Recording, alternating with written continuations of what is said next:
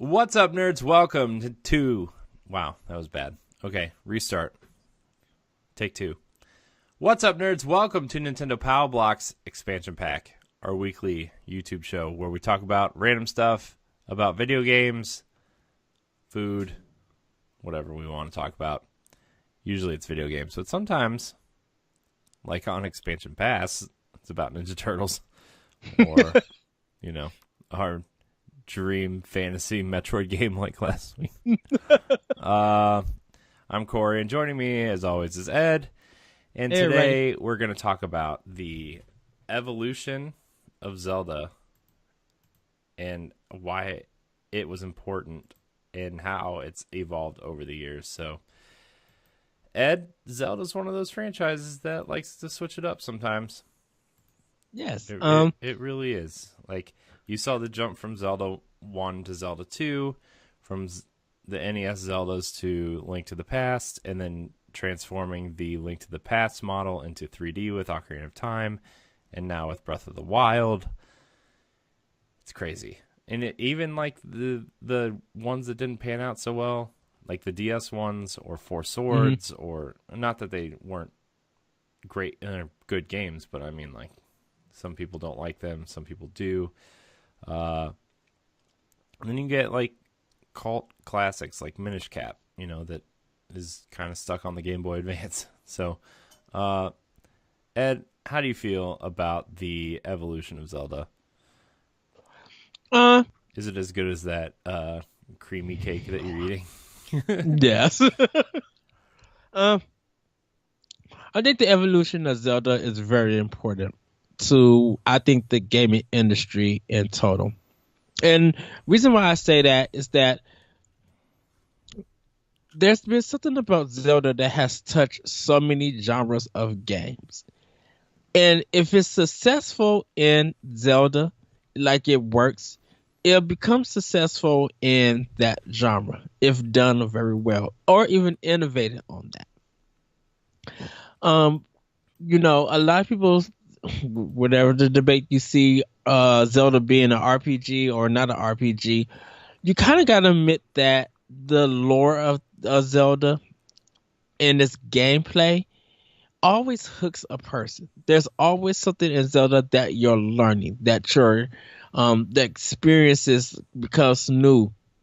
You start thinking like, I got this weapon, so what is going to do for me now? What area is it going to just open up in? And things of that nature. And I always thought it was very important when it jumped to 3D.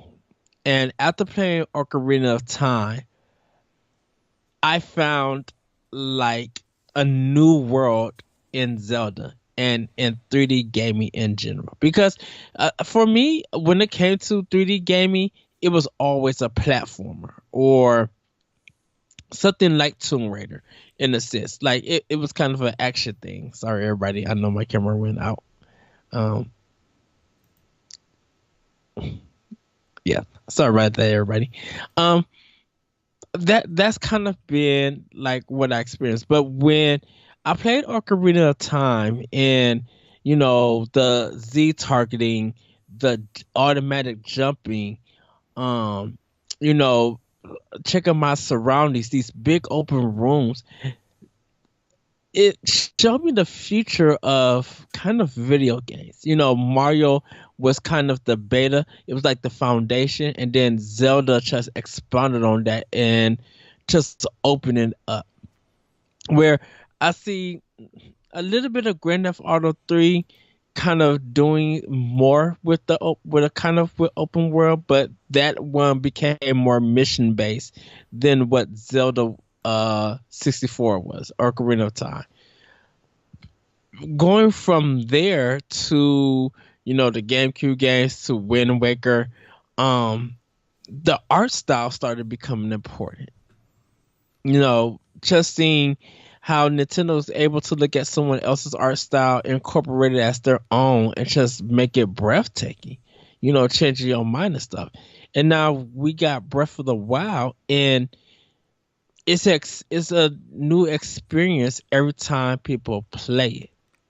because and it's one of those games that you just don't want to ruin. But when you go back or you solve one of the shrines and you solve it differently, you talk to other people and people still finding hidden things in that game. It's a new experience that in this gameplay that something that's so small could just evolve to something so big if you put the work in.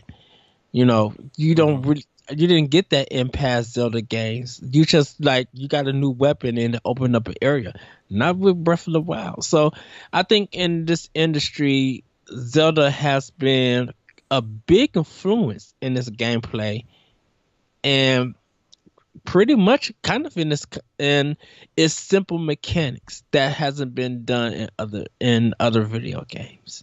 Yeah, yeah. I mean, you look at how the original Zelda influenced games like Skyrim, and then you look at Zelda 2 when it moved away from what Zelda 1 did. Hmm. It made the map kind of, you go in and you enter certain areas in the map, and then you get this 2D side scrolling element, or you go down into some dungeons, and then it adds an experience system, and then, you know, Shadow Link, shadows don't attack you. They just don't attack you, and then you get into Breath of the Wild and how it kind of reinvented what the original Zelda did so well in terms of everything is placed for a reason. Like everything in the world is there for a reason. And you go explore it and you might find something. Like that's huge. That's so what Zelda is and how it has influenced everything. Yeah. It's I mean, it's similar to Nintendo. I mean, you could say that for Nintendo in general, that all their games have something that has influenced something somewhere in the video game industry.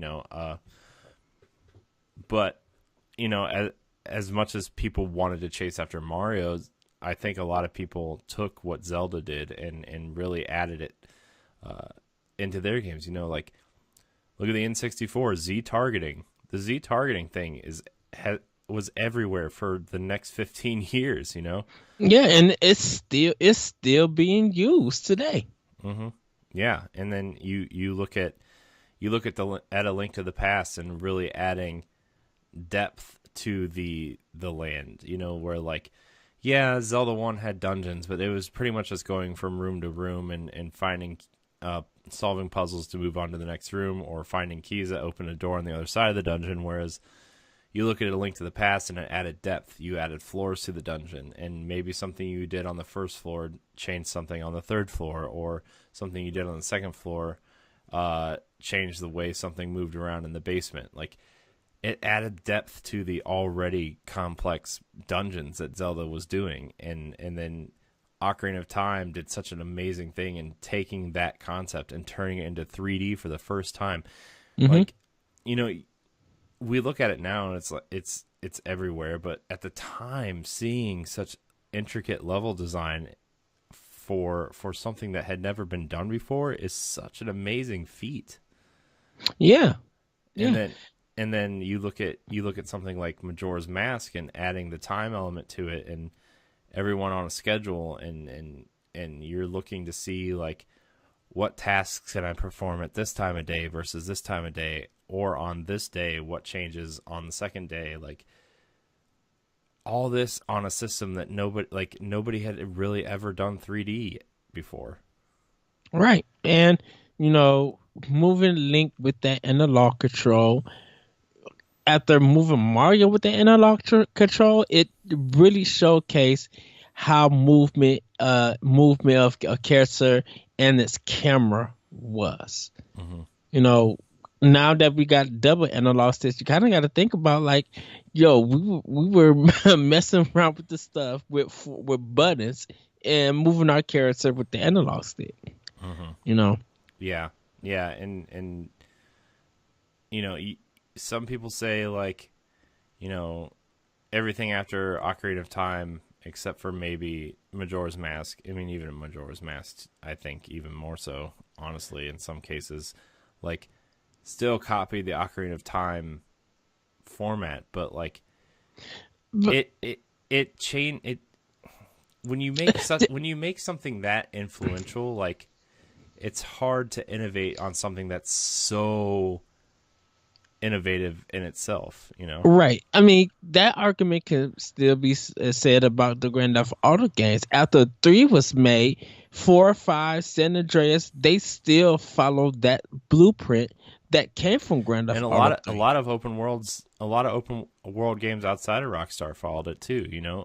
Yeah. A lot of games, like, you look at Grand Theft Auto 5 and it's still kind of like, as much as there is to do in that game and as much time and effort went into making that game, like, it still follows the Grand Theft Auto 3 legacy, where, like, There's it, more, you follow missions, and even though you got this big world, you can't really go into stores. I mean, you can't really go into a lot of places and do anything. You don't do, if you go anywhere, you'll go into a store and buy clothes or so gun and stuff, or you might happen to fall upon a mission. But yeah, it just follows that same blueprint, that yeah, same formula that made that game popular. yeah, and it's why I think, like, Fallout 4 didn't get as much praise as Fallout 3 did, is because, like, yeah, Fallout 3 and Skyrim and stuff, like, for something that was running on 360 and PS3 tech, like, those games were just some of the most demanding games on those systems, you know? They, Right. like, yeah, there were glitches and stuff, but they had to make sacrifices because of the systems they were on. And you look at Fallout 4 running on more powerful systems coming out after games like The Witcher 3 and Metal Gear 5, like, that had innovated so much on the open world formula that Skyrim kind of propelled into the spotlight in Fallout 3, that when you get more Fallout 3 basically is Fallout 4 is in a new location, like, it's not as impressive as it was when they first did it. Yeah. And that's the thing with making games in a vacuum too. Like, you don't really know what everybody else is doing until it's out. You know, I mean, developers talk here and there, sharing ideas and whatever, but they're not, like, showing each other their games. You know. Mm-hmm. Yeah. And I think that's why Zelda itself just stands out in this industry. It's just that there's a familiar feeling to it, but the more you play it, the more that familiarity just changes. That you just start experiencing something new and just be like, well, this doesn't play the same way that this other game plays in the series. You know, with Breath of the Wild reaching its 1 year anniversary, people are still doing things that you cannot believe in that game. You know, Breath of the Wild, yes, it still has exploration, but more people have been looking at its physics systems that they placed in this game and just been doing crazy stuff with the physics. You know, how does math, a study that people really don't like, you know, people are enjoying it in Breath of the Wild. Math and science, I should say. You know, just experimenting. It's experimenting with the systems that are in place. Yeah, seeing what you can and cannot do, what you can break and what you can't break. Yeah, I've been really itching to get back to Breath of the Wild, even though I spent like 200 hours in that game. Like, I've been really itching to go back and, like, okay, well, I have all these armor pieces that I never upgraded any of it. Should I upgrade my favorite ones, or, you know, try to work on hunting down monster parts, or, you know, collecting food, or you know, just the monster parts that I need to upgrade these, or should I chase down shooting stars, that kind of stuff, you know? So I'm thinking about it, but at the same time I'm like, oh, I got so much else to play. But Breath of the Wild was so good, and it was so, I think the simplicity in its design in Breath of the Wild, mixed with the density of the world and just everything placed with a purpose, and how, like, yeah, it didn't really have much of a story, but the story that was there has been one of the most intriguing Zelda stories that we've seen in a while. Like, I mean, I think the only story that kind of compares to it, honestly, is Skyward Sword. Because, like, I didn't finish Skyward Sword, but the beginning of that game was so good. And, like, just the playfulness of the characters and just, like, it's just the innocence of them being children, pretty much. Is like, it's so endearing and so just, you want to know what happens to them, you know, and Breath of the Wild kind of does that, but in the opposite way, where like they're adults and Link is a knight and Zelda is trying to find her place in the world, and like you want to see what happens because you know what happens, and then you want to fix it, you know, and finding all the memories and watching them in order, and finding the expansion packs memories and watching them all in order, and it's so just powerful, especially the moment when Zelda pretty much carries Link back to the Shrine of Resurrection and then puts the Master Sword into the stone herself. Like, what a powerful moment that is. And like, you don't see that a lot, you know, like there are games with powerful female characters, don't get me wrong, but just like the impact that she had on that entire game was just like, I just want to turn that game on and watch all the cutscenes again. Yeah, I still need to finish it. I got my Switch, I got this game, and I played like the intro. I would say I'm disappointed in you, but I know you started it on Wii U and then you got it for Switch, so I'll give you a pass. But you only have until Saturday. Wait, what? What? That means I got to play the whole. I got to play the whole game tomorrow. Yeah. Even though we're on like a different time zone, so. But Zelda's just been really influential, not just in games, like just in my life in general. You know, it's just one of those games. Like, pardon the pun, but it's the game that stands the test of time, no matter which version you're playing, no matter what game is your favorite, no matter, like, you know, some people Link's Awakening is their favorite, some people Link to the Past, Ocarina of Time.